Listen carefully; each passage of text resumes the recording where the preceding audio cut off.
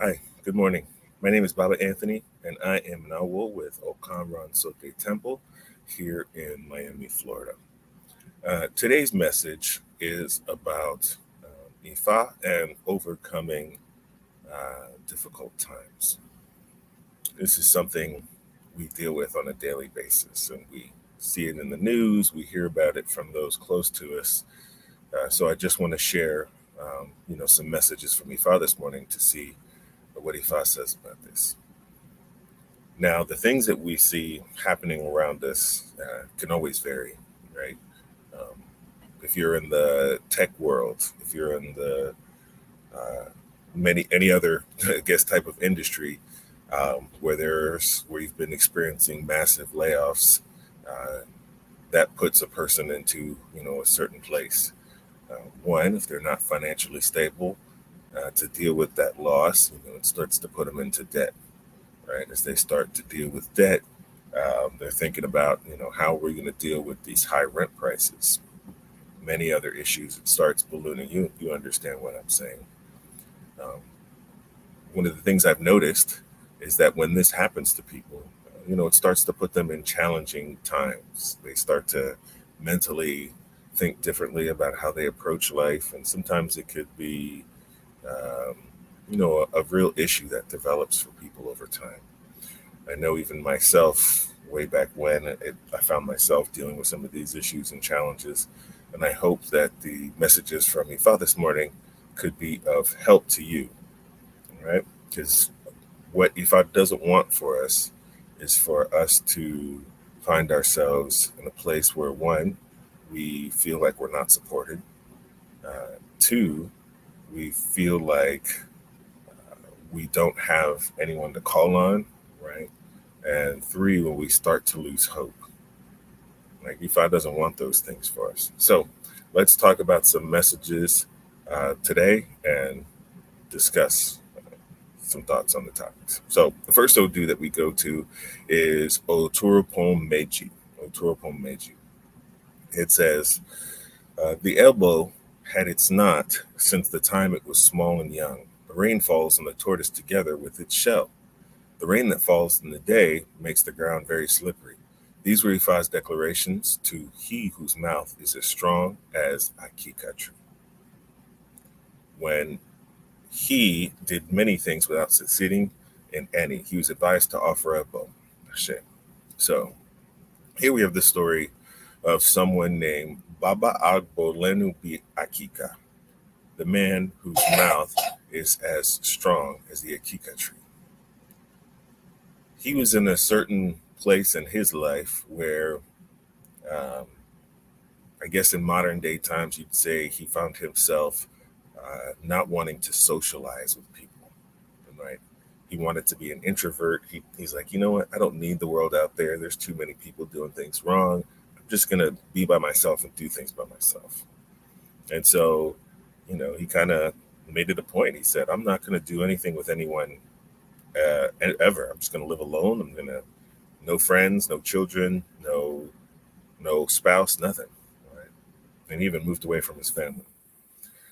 So when he first started to do this, um, he found himself in quite the position where things were actually not improving for him. He thought, if I did this, I wouldn't have to deal with the problems of relationships and all that stuff. But actually, he found himself like things getting worse and worse. He was just working. He'd get up in the morning, he'd work till night. And then because he was, he had nothing to look forward to, he was kind of working at a very slow pace and he was always leaving work for himself the next day. And so he never really even caught up.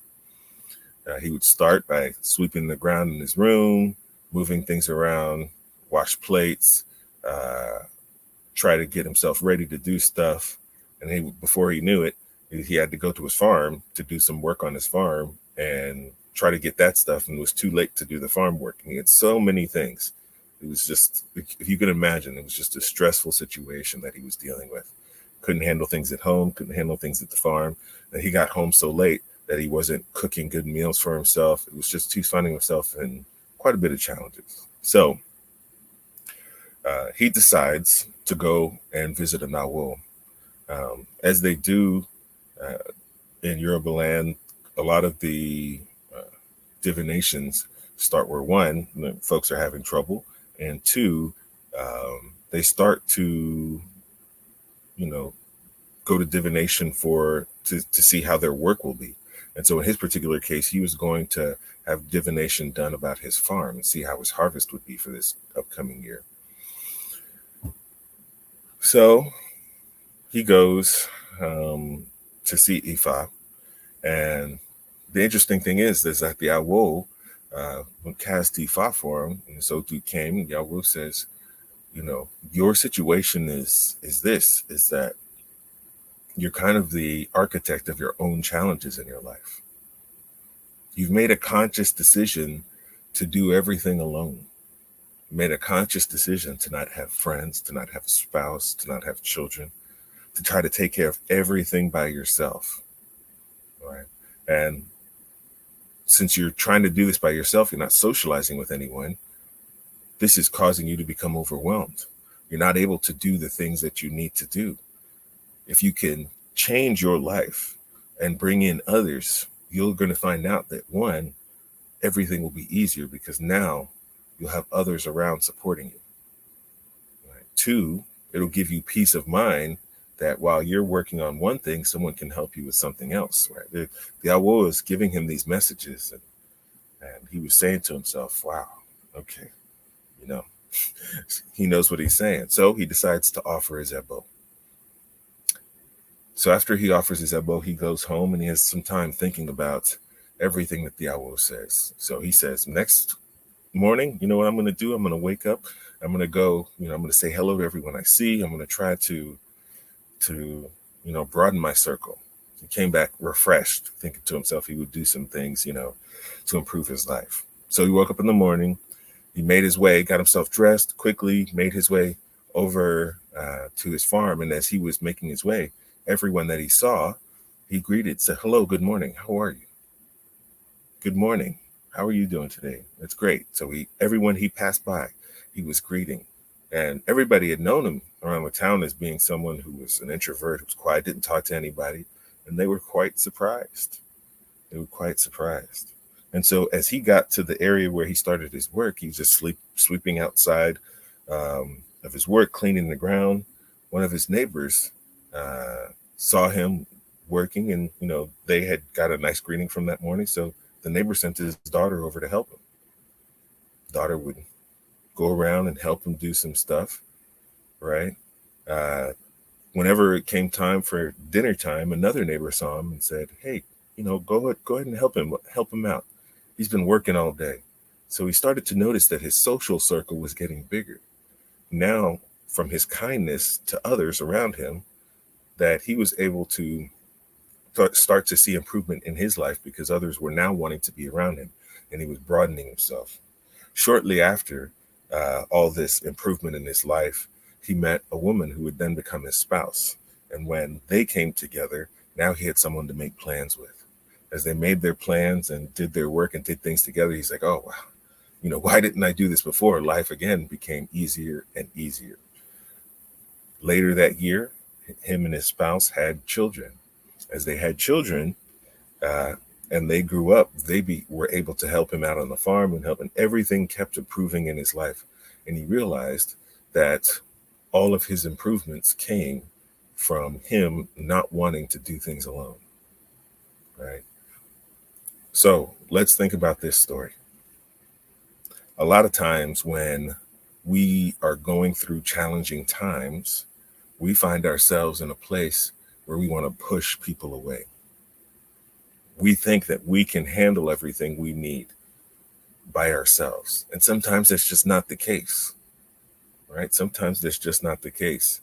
And so when we find ourselves going down, I always encourage others to, one, get out of the home, do things with friends, do things with family, right? Don't focus on the challenges, but broaden your circle.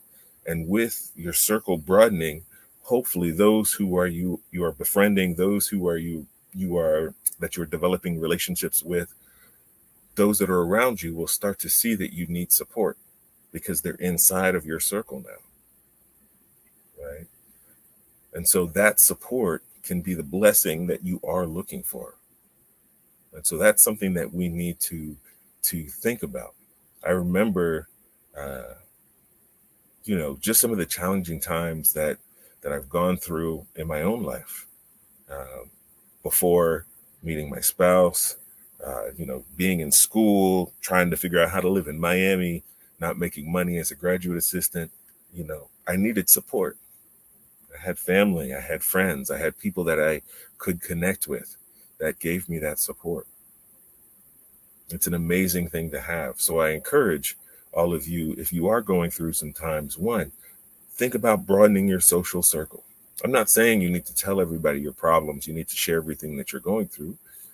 But I'm saying, try to broaden that circle so that, one, it takes your mind off of the issues you may be going through.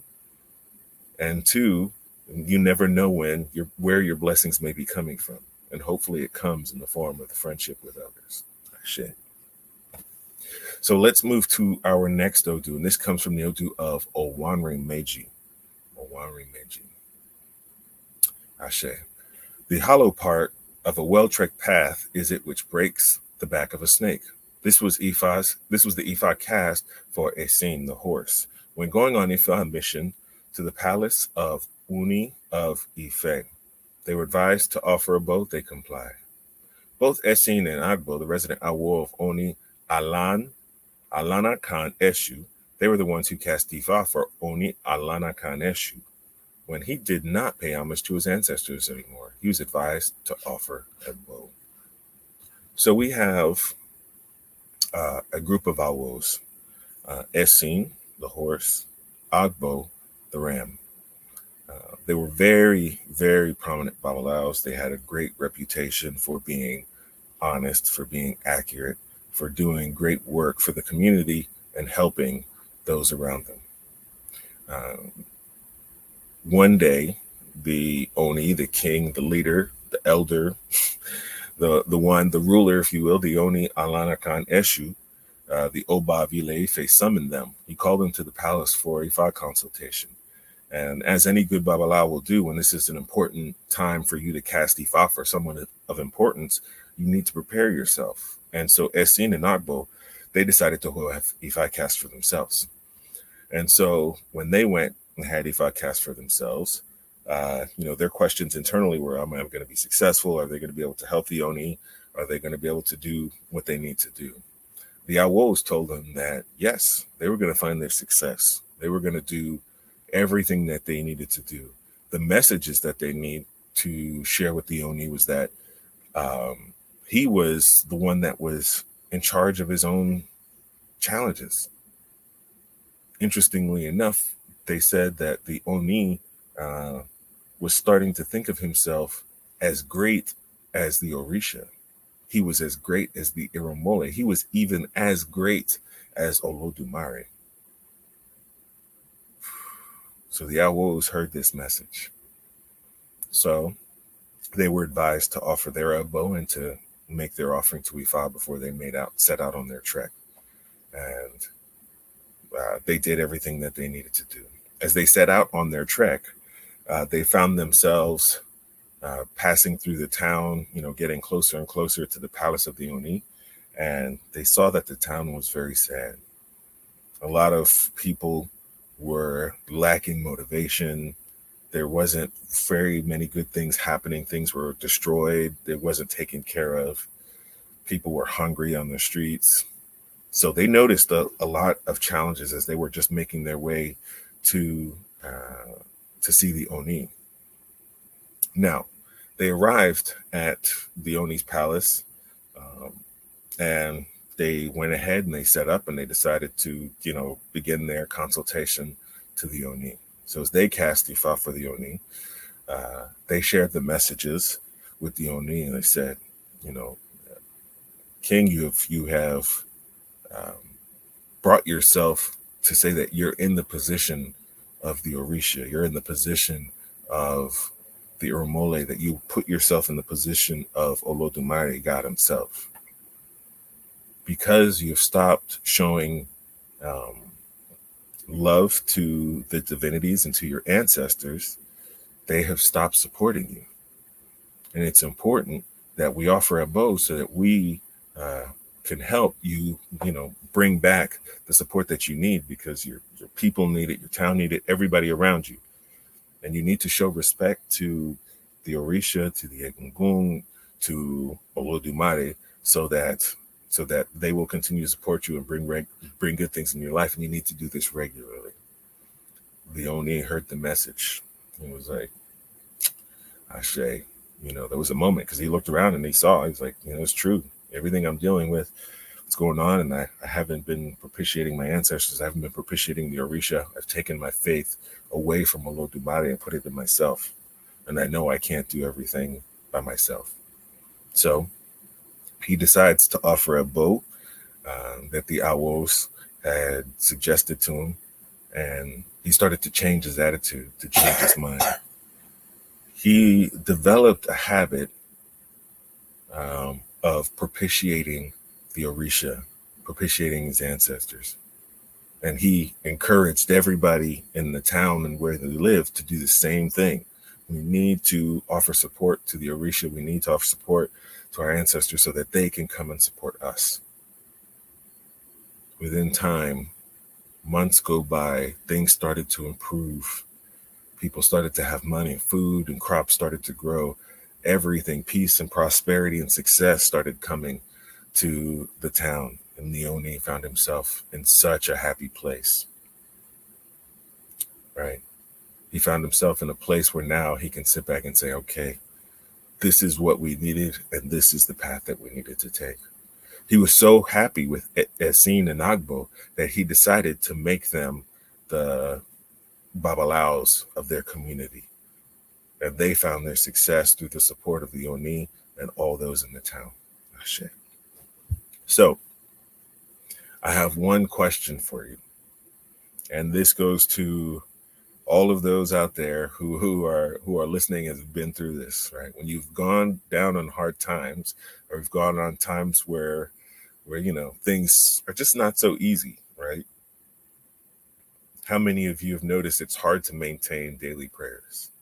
It's hard to maintain the practice of Osheifa. It's hard to maintain, right, taking care of your spiritual health. I've gone through it too. I have to share that. I've gone through it too. In the amount of time, the past 25 years that I've been associated and practicing and doing things with Ifa and Orisha, oh boy, I've had some mountain rises and some valley lows. A time where it almost felt like, how do I put it?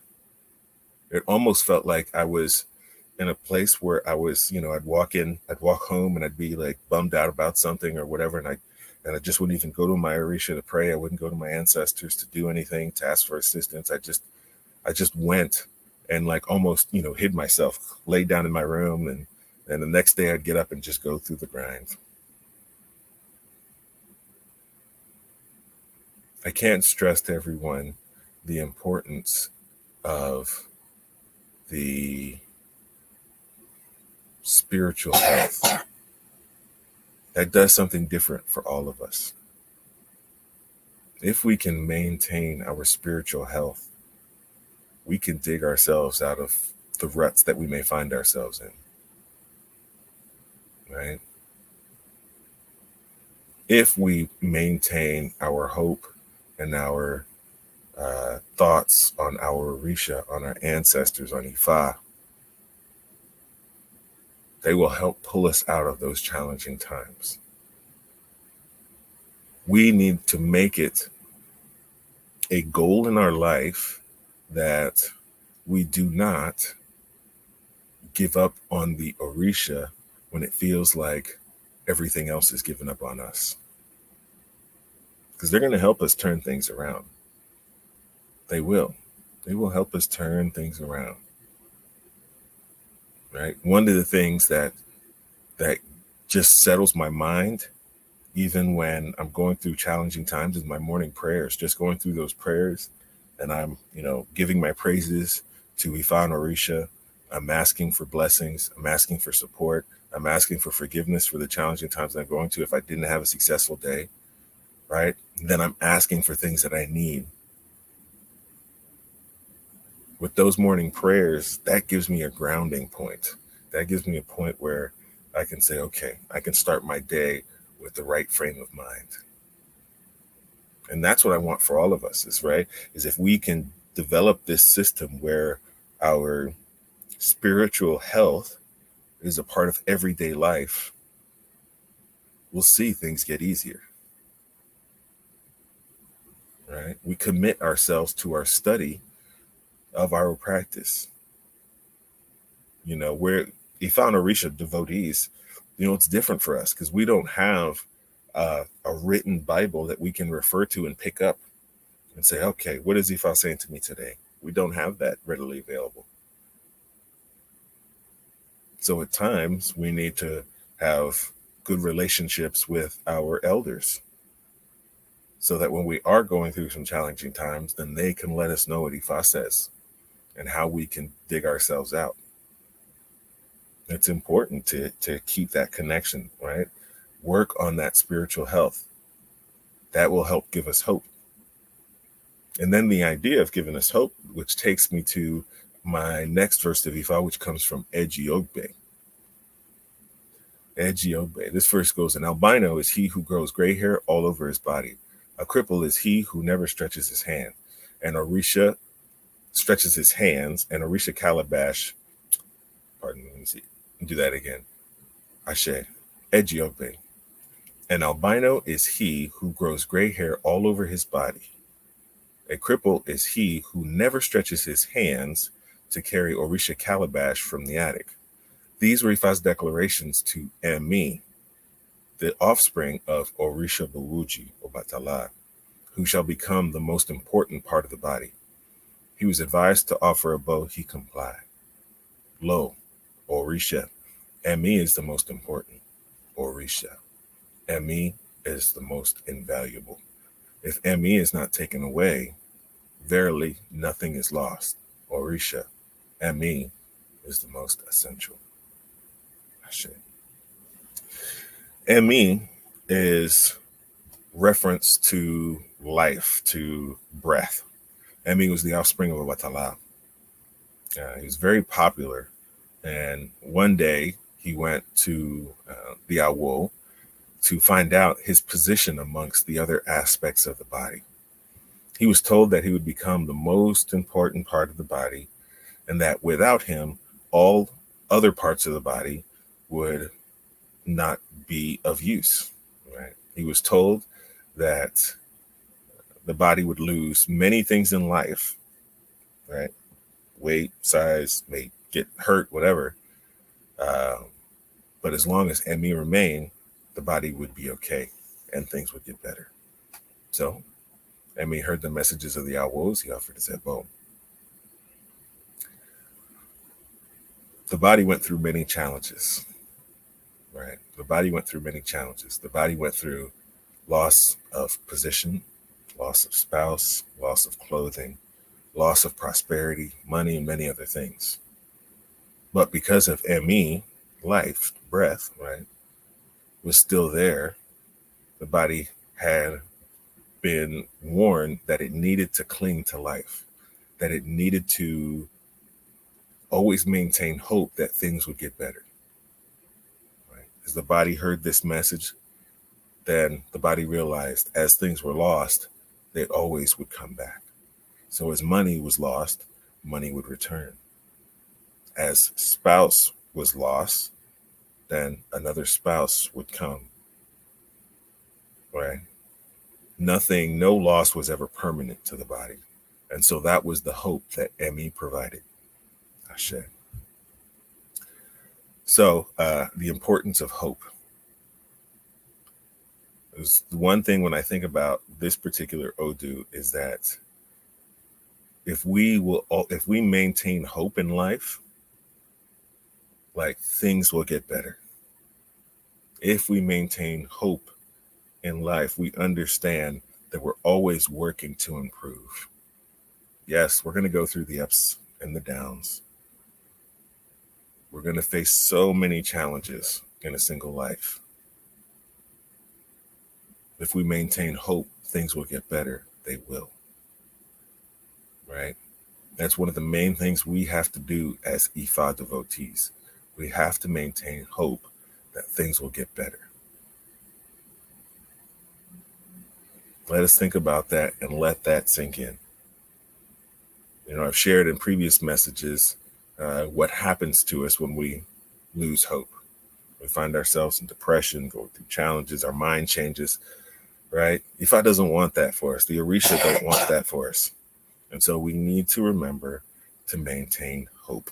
That's the last time I will say it. So as I bring everything back together, today's message was about overcoming challenges in life.